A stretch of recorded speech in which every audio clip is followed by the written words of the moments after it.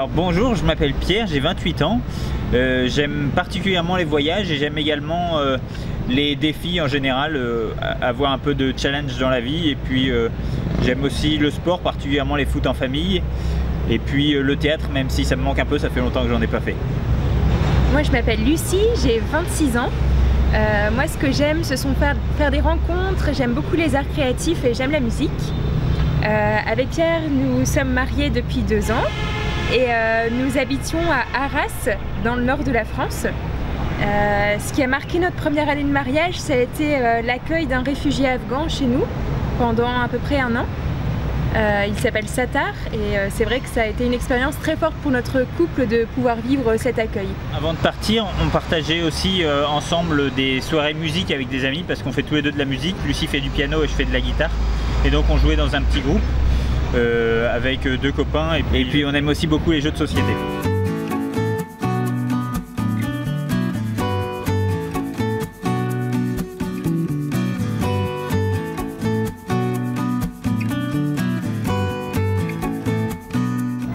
Alors j'ai fait une formation d'ingénieur à Lille qui s'appelle l'ITEM, qui est tournée vers l'entrepreneuriat.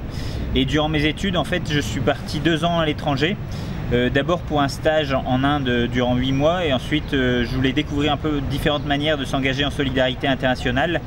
Et donc j'ai voyagé au Nicaragua en Amérique centrale sur un projet social, sur un projet technique au Cameroun, en Afrique, et j'ai fait 2 mois de vélo avec un ami en Amérique du Sud sur un projet de communication autour du don du sang en lien avec la Croix-Rouge. À la fin de mes études, j'ai voulu me tourner plutôt vers l'économie sociale pour pouvoir mettre mes compétences au service de projets pour les autres.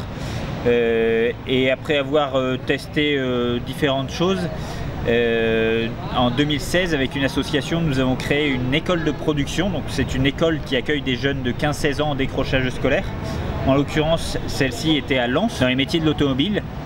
Donc l'idée, c'est de pouvoir proposer une pédagogie différente qui part vraiment du faire pour apprendre, avec un vrai garage au sein de l'école, pour des jeunes qui ont un peu de mal avec la théorie et qui ont plutôt besoin d'une approche pratique. Voilà, donc j'ai pris ensuite la direction de cette école et là j'ai laissé ma place au moment de partir voyager. Et de mon côté, alors au niveau de mes études, j'ai un parcours un peu particulier parce que j'ai commencé par une licence en ingénierie de la santé et suite à ça, je me suis plutôt tournée vers les sciences humaines et sociales, donc tout ce qui était sciences de l'éducation et sociologie, encore autour de la santé. Suite à mes études, j'ai occupé un poste de coordination de projets de santé en lien avec les centres sociaux du Nord-Pas-de-Calais. Donc les centres sociaux sont des structures de proximité, souvent dans des quartiers, où les habitants se retrouvent pour monter ensemble des projets. Alors ça pouvait être par exemple de créer ensemble un jardin partagé et grâce à ça, les habitants se retrouvaient pour jardiner ensemble, ce qui leur permettait de faire de l'activité physique. Et ensuite, parfois, ils pouvaient cuisiner les fruits et légumes récoltés. Et donc, les animateurs les sensibilisaient à tout ce qui était alimentation variée et équilibrée, par exemple.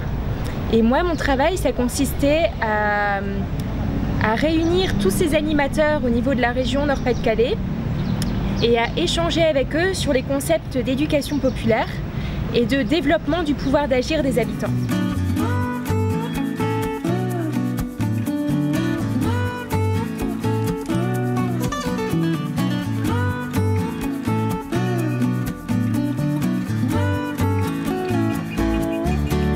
Dans ce que nous partagions aussi avec Lucie, il y avait un grand rêve depuis longtemps qui était de pouvoir partir voyager à la découverte d'autres personnes, à la découverte d'autres cultures et puis pour s'enrichir vraiment de la rencontre et puis de l'aventure que nous pourrions vivre ensemble. C'est un rêve que nous partagions l'un et l'autre depuis longtemps et du coup même si on avait des boulots qui nous plaisaient vraiment beaucoup tous les deux, il nous a semblé que là, après 2 ans de mariage et puis au moment où on en était, ça semblait être le bon moment pour réaliser ce rêve. Nous avons donc projeté 2 ans à l'étranger, une première année de voyage itinérant et une seconde année de volontariat qu'on fera au service d'une association pour un projet local.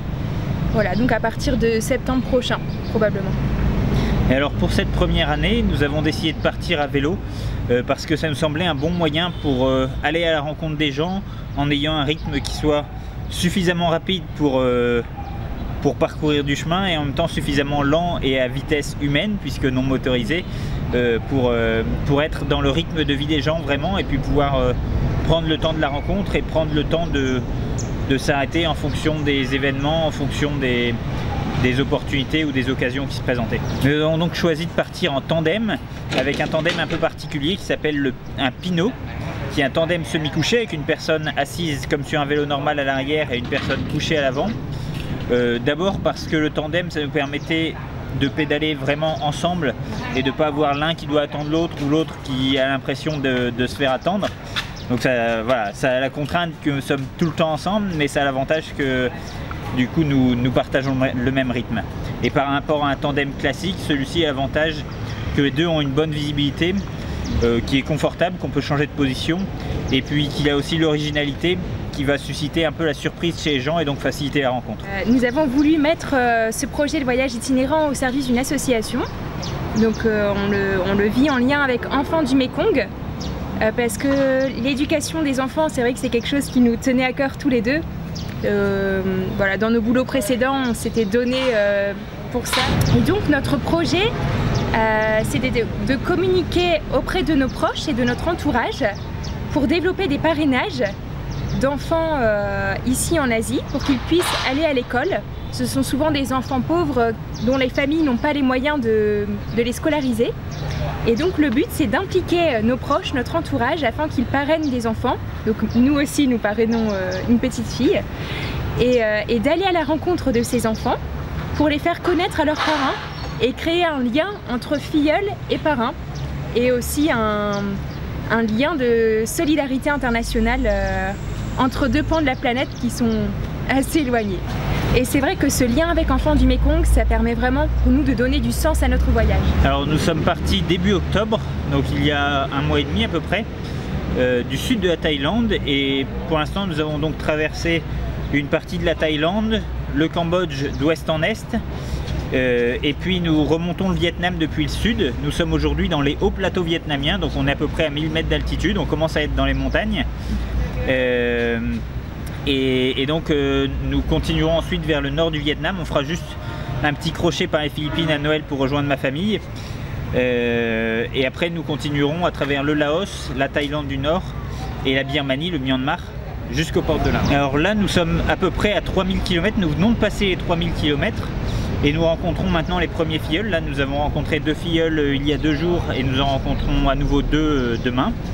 Et notre voyage au total fera environ 10 000 km, donc jusqu'au mois de juin prochain. Alors durant notre voyage, on tenait à se faire héberger par les habitants, par les personnes que nous rencontrons sur la route. Et donc souvent l'après-midi, à partir de 15-16 heures, nous essayons de rencontrer des gens et de nous faire héberger pour la nuit.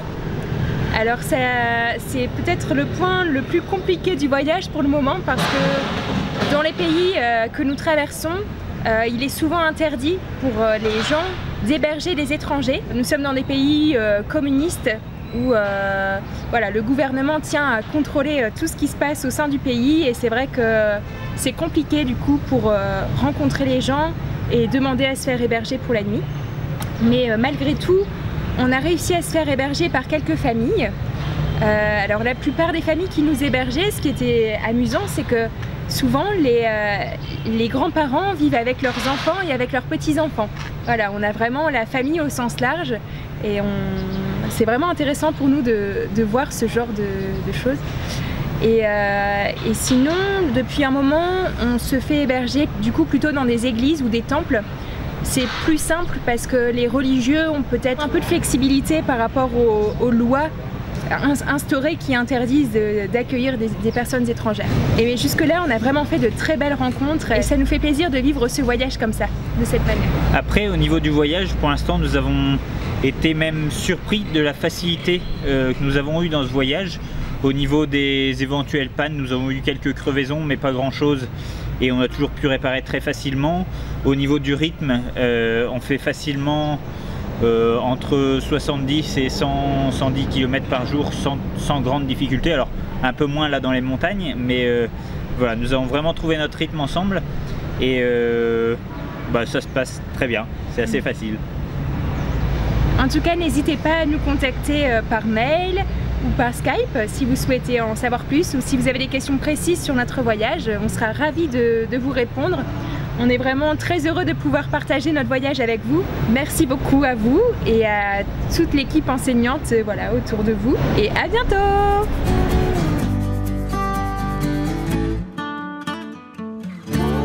N'hésitez pas à diffuser notre site autour de vous car nous sommes toujours en recherche de nouveaux parrains. Merci beaucoup. Alors bonjour, je m'appelle Pierre. Désolée, j'étais en train de prendre un cheveu. J'aime particulièrement les voyages et j'aime aussi en général les défis, relever des défis, des challenges et puis Mais c'est le truc qui a klaxonné.